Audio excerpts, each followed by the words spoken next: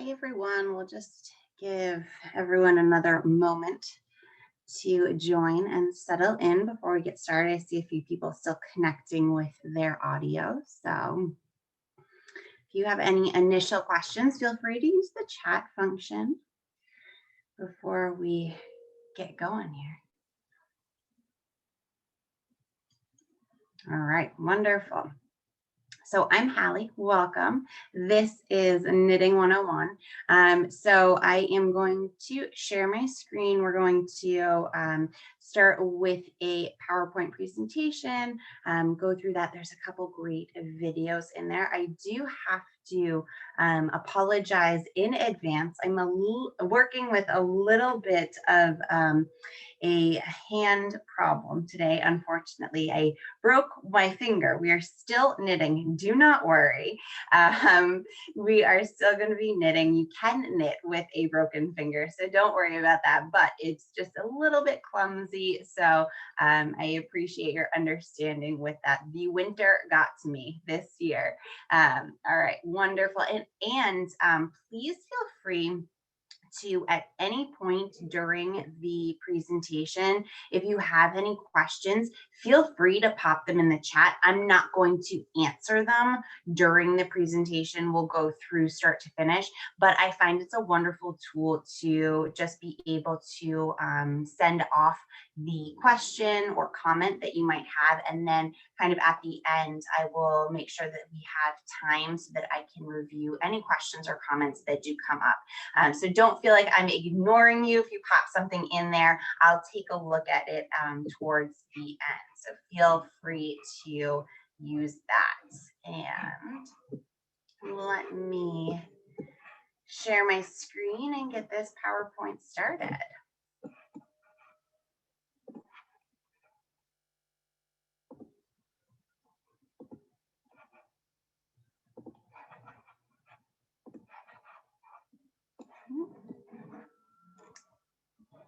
Here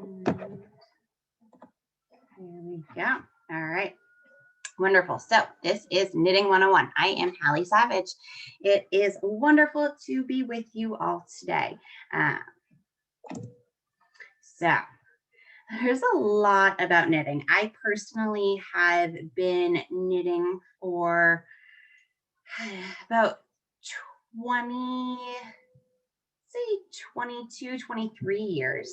It runs in my family, and that is actually a typical kind of learning process for knitting, is that my mom knits, my grandmother knit, and it's passed down through the generations. So there is this generational and familial connection for knitting for me. And I know that that happens with a lot of people. However, people that don't have knitting in their family definitely come to it through other avenues as well. Hopefully we have some new knitters out there today, and you will soon be off and running with your knitting journey.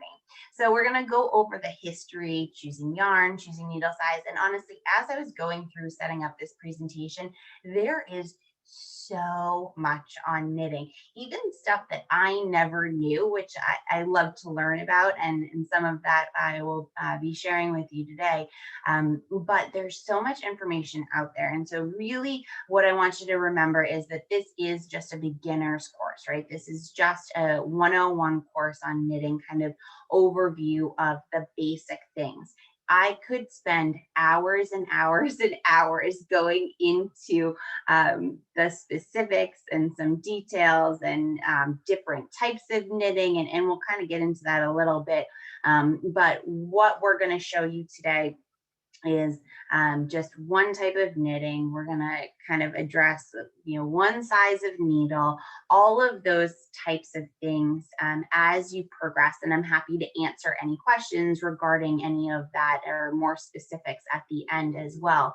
But we're going to go over patterns, casting on, knitting, purling, casting off, and tips and tricks. So if there's something in here, the presentation that you have a question on, or you're, wondering about, feel free to, again, ask it towards the end, because this is kind of a high level overview, because there's just so much information on knitting out there, and so many good books too. I did find a lot of books, a lot of websites, a lot of information.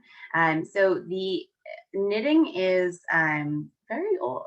The oldest evidence of knitting is between 1000 and 1300 AD. However, because fabric disintegrates fairly quickly in terms of finding artifacts, it is hard to identify how early, if knitting existed before this time. In the mid 1300s and 1400s, there are paintings that show Mary and Jesus at her feet while she's knitting. In this time, both men and women were knitting. However, men belonged to these guilds where you would spend 6 years attending schooling to become a master knitter, as opposed to the women who were not allowed to be a part of those guilds. Women, knitting transitioned into more of a woman's daily chore before the widespread availability of cheap, affordable clothing. So it was a daily chore just to knit anything that you would be wearing. The first knitting machine was invented in 1589. And since then, there have been ebbs and flows in the popularity of knitting. And really over time, even in my lifetime, I've seen ebbs and flows of when I live in the Boston area, but there was a couple years where I would take public transportation. I'd take the T in Boston, and there'd be everyone. I'd look around, and there'd be like 5, 10 people that I would see that are knitting. And then in other years, I would see no one knitting. So there is this kind of ebb and flow of popularity. A lot of popular culture. There was this point in time where I know in my area in Massachusetts, people were knitting and making swatches and putting them on different trees. And so to share knitting with other people, and really it just kind of goes in and out in popularity right now. So let's get into a little bit of the nitty gritty. Yarn. Okay. So this is a huge tip for anyone starting out. Whatever you're making, right? There's tons of options of what we're making: hats and scarves and sweaters and blankets. Think about what you would buy in the store. Would you buy the example that I'm using is a wool scarf. You're making a scarf for winter. You would likely want to buy in the store a wool scarf. Therefore, the yarn that you want to use will likely be wool, and preferably washable wool, right? Because the scarf, you want to be able to wash it, not have to dry clean it. You want to get the most use out of it. So that's my number one tip in terms of when you are purchasing yarn, or when you're thinking about your project and what you're going to do. If you would buy it in the store, think about what material it would be. And if you don't know, you might want to just go to a website and Google it, and say, okay, what material is this sweater that I love from this company? Look at what the yarn is that they actually use to make it. And that's what you would want to go and buy. There are tons and tons of types of yarn: wool, mohair, cashmere, silk, cotton, angora. The list goes on and on. But, and this is something that I'm just going to mention here, but not chat about. There are different yarn weights. So just be aware of that. There are also balls, skeins, and hanks. So that's the 3 images right next to all of the words. There's a ball, which looks like this, a ball of yarn, a skein, and a hank. And really what you want to do is wind your yarn before starting your project. This will help avoid tangles. I am notoriously lazy doing this process. It does take a lot of time, especially if your project is a bigger project. I would say about 5 to 10 years ago, you could go into a yarn store and ask them to wind your yarn for you if you've purchased it from that yarn store. And for the most part, they used to do that. Now they do that less and less. They may wind 1 out of 5 for you free or something like that. My mom purchased a yarn winder to have at the house so that she could do her own. I usually do it either on my knees or over the back of a chair. You basically undo the hank or the skein and wind it into a ball. And really this avoids all of the tangles. Now, when I want to just dive into my project, this is where those tangles happen, and I have a skein or a hank that's not wound. When you start to pull the yarn from that, it is probably, I would say 99% chance that you are going to end up with a tangle. And sometimes you end up with really, really significant tangles, ending up where you would have to cut your yarn and connect your yarn back together. So I definitely say that the more prepared you can be going into your project, the more time you spent thinking about the type of yarn you're using, the weight of the yarn, the winding of the yarn. All of that preparation will put you in a better spot for enjoying the completion of your progress. All right, so yarn continued. Buy enough for your project. Buy a little bit more than what you need. You can always use extra yarn to make a hat, to make a baby gift, to make, a blanket that is multicolored with things left over from other projects.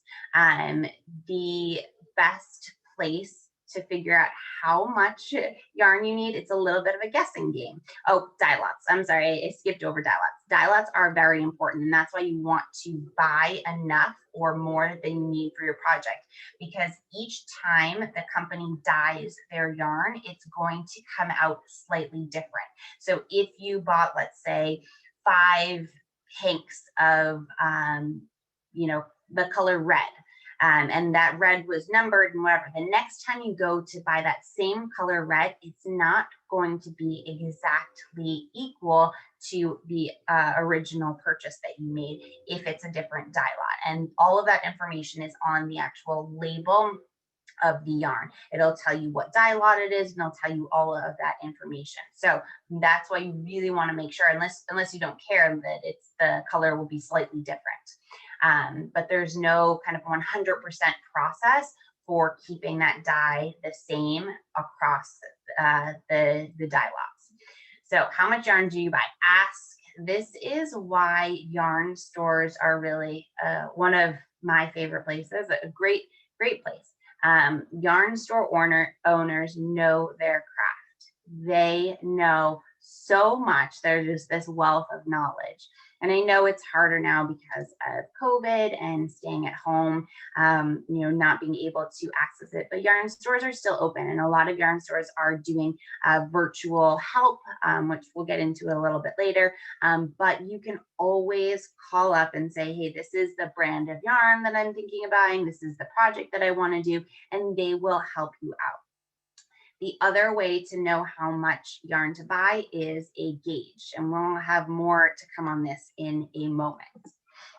But let's get into needles first. So there's different types of needles for different projects, and that picture shows different types of needles. And really, you want to understand that there are different types of needles and that there are different sizes of needles for each project. And I have this little fun thing, which is actually a sizer. I will show this also at the end if you guys are doing the full screen and you can't see me, but this is a sizer for needles. But there are different size needles that you might need for a project. On the yarn label and on your pattern, it will let you know what size needles you will need. However, you should create a swatch or a gauge to understand exactly how you're knitting. So, for example, I knit very tightly, except for now with a little bit of my injury. but typically I am a extremely tight knitter to the point where the stitches are a little bit on the too tight side. My mom has been critiquing me for about 20 years about how tight I knit. So I knit very, very tight. So when I'm creating whatever I'm creating, let's say I'm creating a blanket, I need more stitches and a bigger needle. My mom knits on the looser side, so she needs less stitches and a smaller needle. Over time, you'll learn your type and style of knitting, so you'll be able to understand better going into a project and starting out what size needles you might need.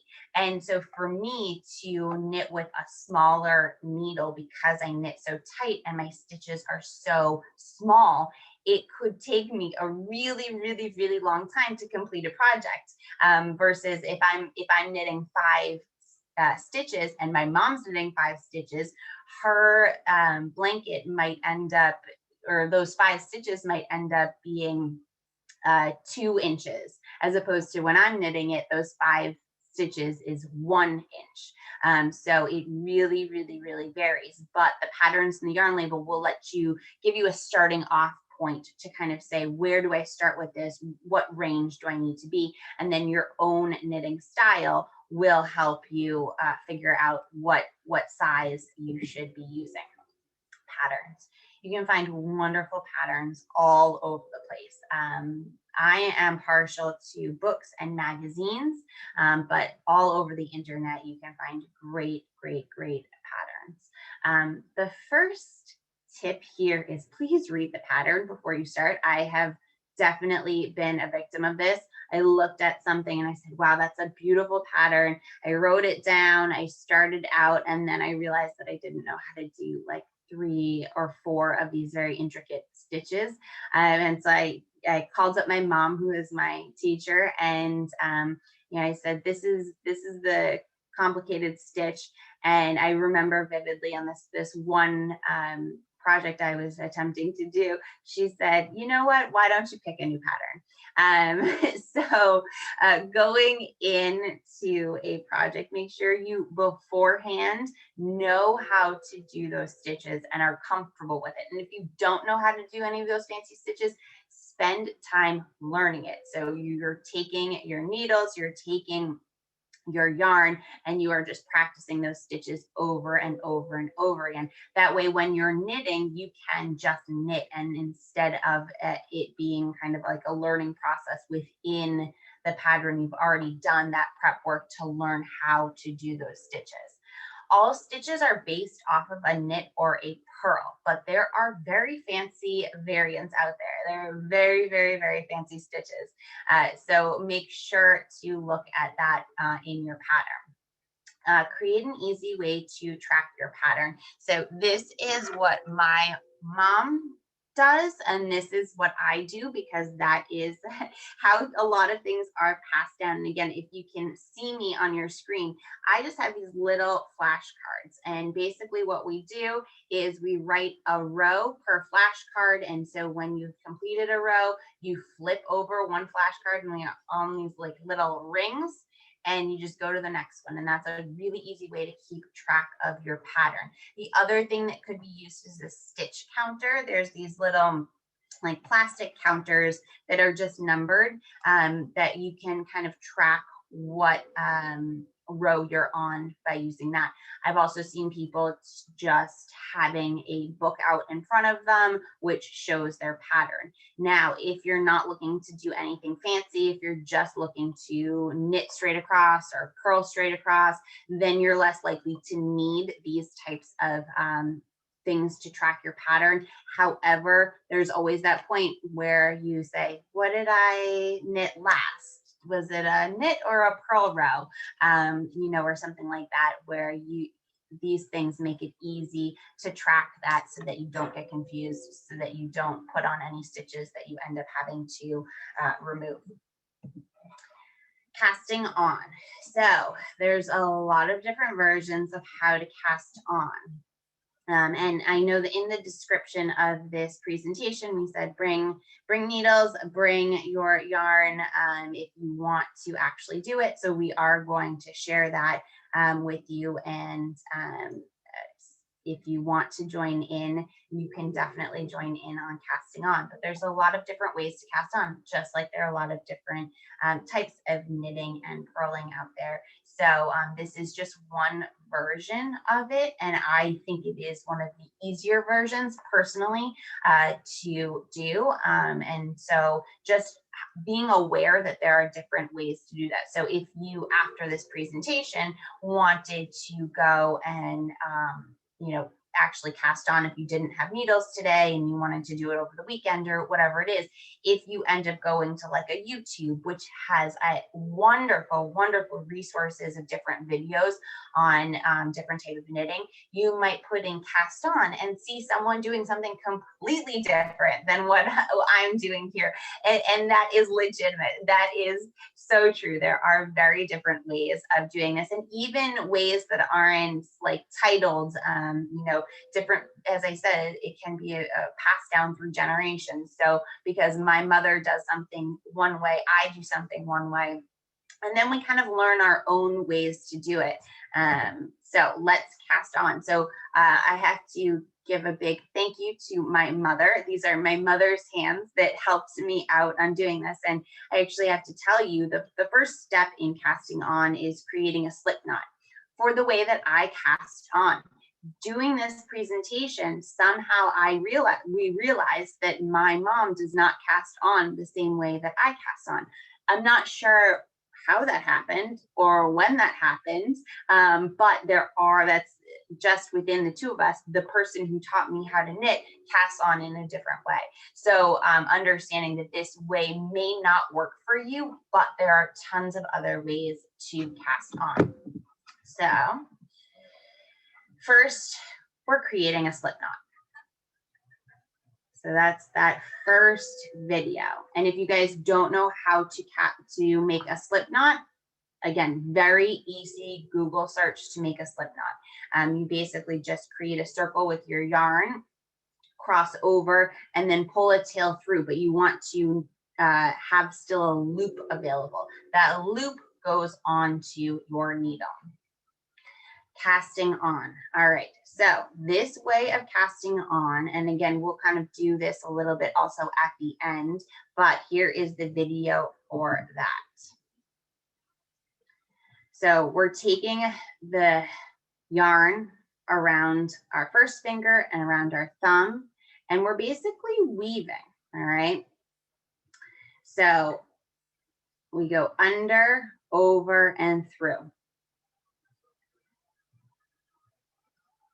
Under, over, and through.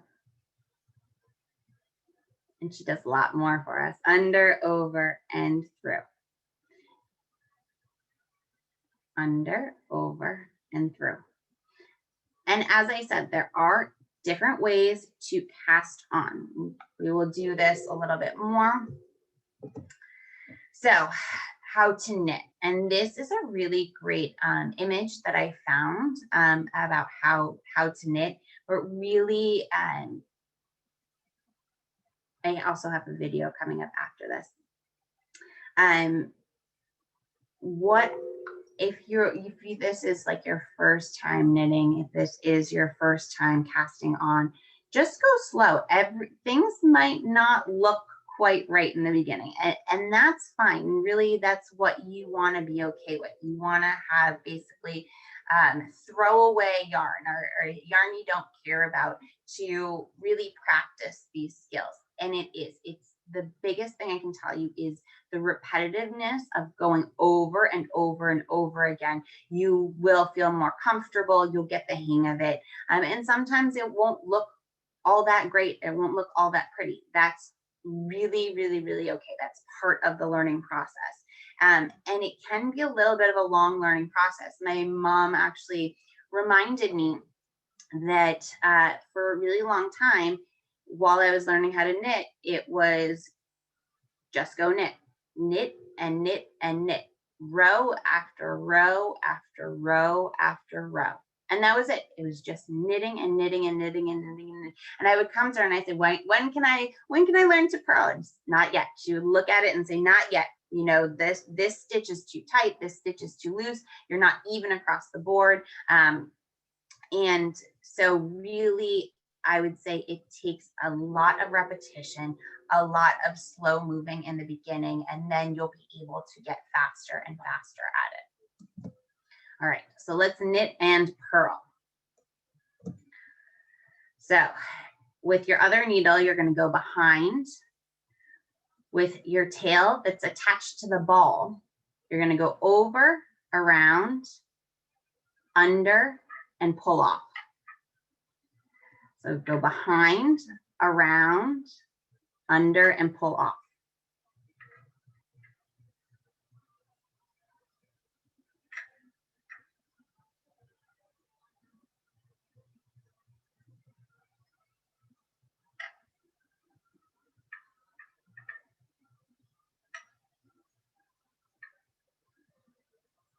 And that's why I really say that in the beginning, you want to just have basically scrap yarn that you're working with, where you don't care about it, that you can go through these stitches, go nice and slow. So we're gonna transition to purl. So basically purl is just a backwards knit. So we're gonna go into the front, wrap around, through and off.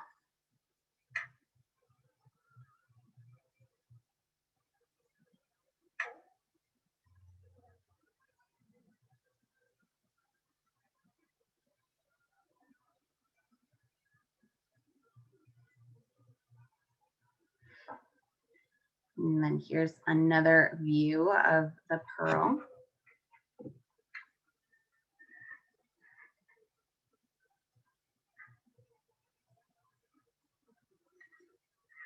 And that's the one major difference between knitting and purling, right?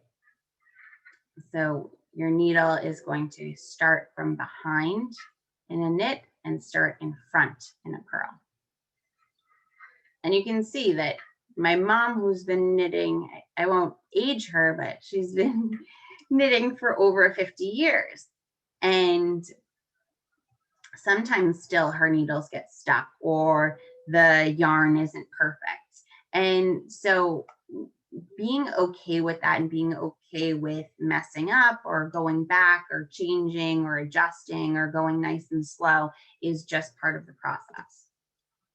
Casting off. So this you hopefully won't need for a while because you'll be practicing and practicing and practicing, and maybe you'll end up with this like haphazard scarf that you've practiced with. And it has lots of rows of knitting and purling. But casting off is just the way to get your project off of the needles. So this is a lovely image of how to do that.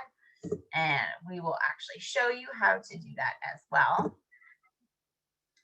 So basically you just knit one stitch, and then you knit a second stitch, and then you take that first stitch, put it over that second stitch, and it comes off of the needle.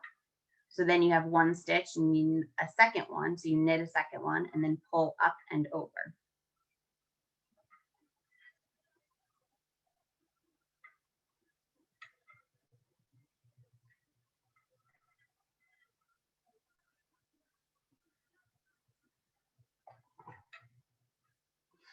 And you keep going until your entire project is off of the needle. Tips and tricks. So use the internet. You can use this presentation, but also there's so many resources out there on the internet, so many videos, so many pictures, live help now from knitting stores. there's really kind of limitless information out there, which sometimes is great and sometimes can be overwhelming and too much. Always be looking at your work. I am definitely guilty of this as well. Once you are to a level of um, being able to not look at your work, you may stop looking at your work. You may be watching TV, you may be doing something else as you're knitting, and that is going to be a big potential issue for losing stitches, for dropping stitches, for pattern issues, for not remembering where you are. Again, this is something that I'm very guilty of. I've gotten in the past 3 or 4 rows into something and realized that I was off my pattern by a row or something like that. And then I have to go back and take out all of those stitches. Don't split your yarn, which just means basically going in between the yarn and kind of splitting it in half. That can happen, especially if you're not looking at what you're doing. You'll end up with an extra stitch, and you'll end up with these thin stitches that are more likely to break. Crochet hooks can save your project. I don't crochet. Crochet is a different way of basically making items, just like knitting is. It's just a different type of weaving. And I have a crochet hook here. And as soon as we're done, I'll come back and show all of these things that I showed to you guys. But crochet hooks can save your project. This perfect little tool that can go in, and if you've dropped a stitch, you can kind of weave it back together. I have always been taught how to use a crochet hook to fix a project. However, if something big, something major happens, which it has happened to all of us in the knitting world, stop. Just stop. I've been in the position where I've tried to recover something and it just keeps getting worse because I didn't pause. I didn't look at what had actually happened. And it was that I thought I had lost only, a couple stitches, but it turned out that I had lost way more. And so what I was doing and trying to fix it was just creating more damage. And basically you can unravel a bunch of your project by accident if you do that. So if something happens, stop. If you do not feel that you are advanced enough to fix the problem, reach out to friends, coworkers, someone. I would reach out to my mom. I'd call my mom right away and bring her my project and drop it off and send it to the knitting doctor. But with COVID now, the best thing you can do is create a relationship with that knitting store, that local knitting store. Once you start your project, and really contact them. They're there to help you, and they're now having a lot of Zoom and virtual help with that. The other thing to kind of note, especially if you are a beginner, is that a store like a Michael's is a craft store. And while they have yarn and they have needles and they have all of these things, for me personally, the place that I find the most help and the most resources is an actual dedicated knitting store. The prices may be a little bit more expensive, but some of that can just be equated to the fact that a Michael's is a big box store versus a small locally owned knitting store. That's my preference. I'm sharing that with you. You guys can buy your yarn wherever you feel the most comfortable to buying it. At a Tink. So this is actually something I learned and my mom learned as I was putting this presentation together. I called her up and I said, "Do you know what a tink is?" And she said, "I do not know what a tink is." A tink is knit backwards. It's actually knit backwards. And it's actually basically taking one stitch at a time off if you have an error, if you have a problem that occurs. You can basically back knit and take stitches off. frog is completely ripping out your project, which I hope does not happen to any of you, but it has happened, and you know, it does. But really remember that this should be fun. You shouldn't be crying over missed stitches or anything like that. And that's really a lot to do with the preparation. Making sure that you have the right size needles for your project, making sure you have the right weight yarn and the right type of yarn for your project. Really knowing that you can complete the pattern and not fumbling around with any stitches that are too complicated for your level. And from there, it's really kind of off to the races and trying to have fun with this knitting. So that concludes the PowerPoint portion of the presentation. So I have one comment in the chat function. Oh, it's not from any of you guys. All right, it's from Taps. So as I said in the beginning, anyone could feel free to pop anything into the chat, maybe something to do with your own work that you're working on, or how to get started with your knitting project, or if you have any questions about this presentation itself, I'm more than happy to answer anything now.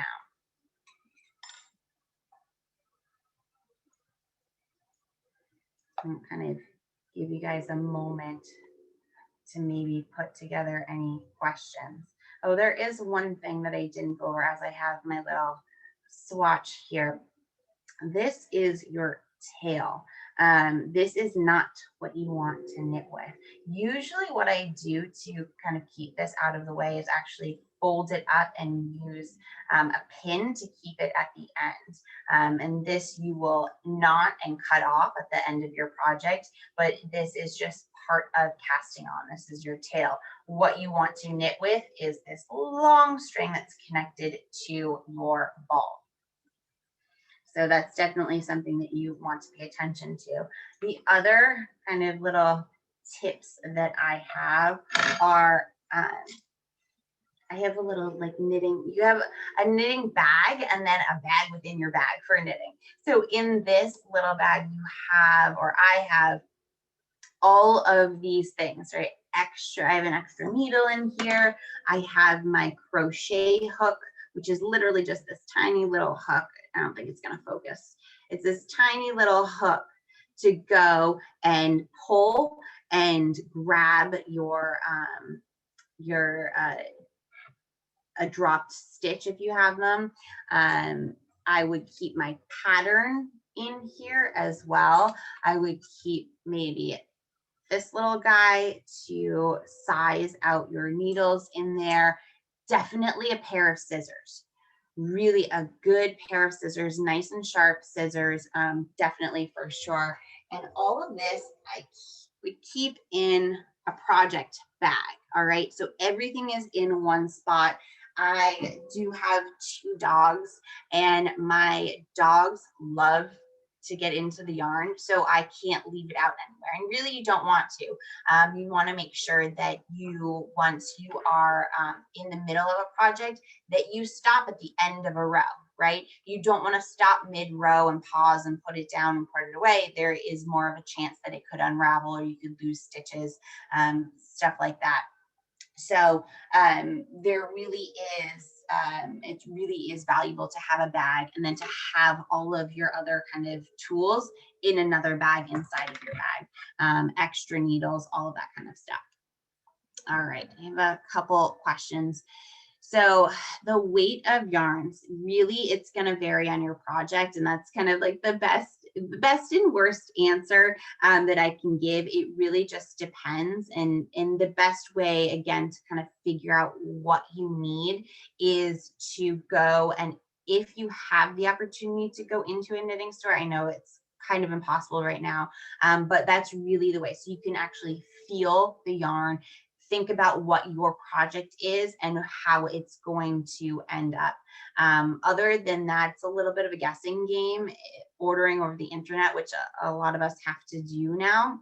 But you can always buy one skein or hank or ball of yarn, kind of look at it, do a smaller project with it, like a hat or something, and say, will this work for my big blanket that I'm making?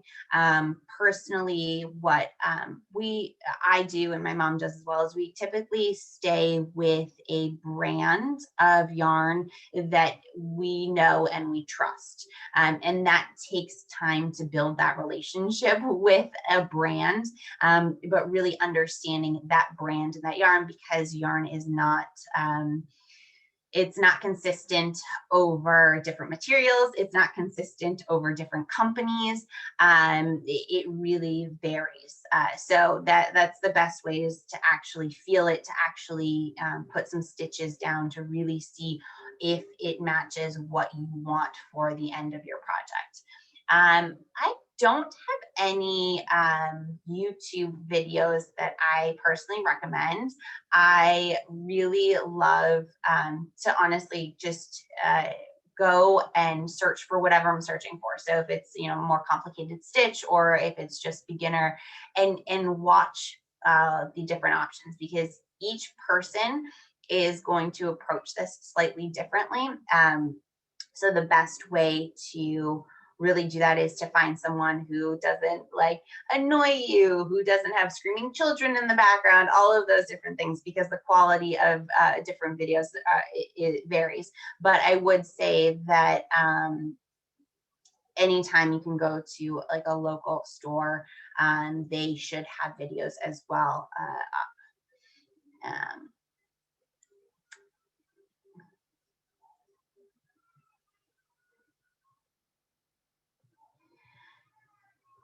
So I just see a question. Um, no fancy stitches. So the size needle, again, it really varies just between, I typically use like a 4 or a 5, but it really varies in terms of how tight you knit. And if I were to use a smaller needle, it would take me forever to complete a project. So what I would honestly say is, if you're first starting out, I would buy a couple different sizes of needles, honestly. These ones that I have in my hand, these are 4.5. These are a 4. I've got a ton of needles, but you may want like a 4 or a 5. Pick a couple, knit a gauge on so that you can kind of see how it looks, right? And that's really what we want to end up with. There's no good rule of thumb across the board for everyone, because we all do it slightly different, right? So I'm giving you kind of the highest level. You really have to actually do it and see how you knit, how tight you knit, how loose you knit, to really see what size needle works best for you. And really, that's these little swatches that you make these and then pull them out at the end and start your project, to really see. And this will also tell you how many stitches you need for your entire project, right? I think this is like 10 stitches, right? If I'm making a giant blanket, this will tell me how many stitches I need to put on for that giant blanket, based on, okay, I want, 40 inches, let's say. Well, this was, 10, and this created me 2.5 inches. So you have to do a little bit of math with your knitting as well, to really find out how many stitches you need to put on. And that's really the best way to do it. You shouldn't eyeball it. You should really come up with a plan. And that's part of that, like being prepared in the beginning, really setting up your project for success. There's been a bunch of times where I've gotten to the end of a blanket and I cast off, and I say, you know what, this is a little bit smaller than I wanted it to be, or this is way bigger than I wanted it to be, or I'll get halfway through a project and say, if I continue with this project, this blanket will take me 12 years to finish just because of how I did it.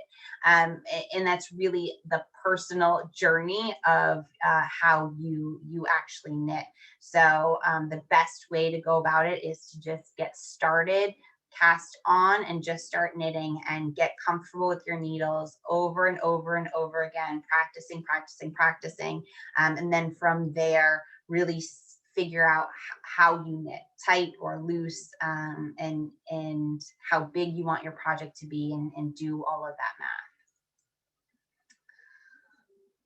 Oh, there's a great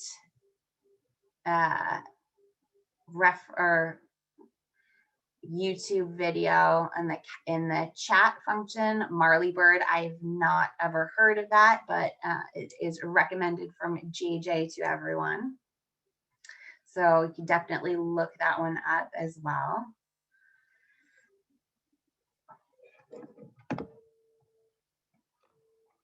No, see if there's any more questions, but we are at the end of our presentation. So thank you guys all so much for joining me, and I'll stay on another couple minutes if you guys have any personal questions about your project or anything else that came up during the presentation. Otherwise, I hope that you enjoy the rest of your day, and happy knitting.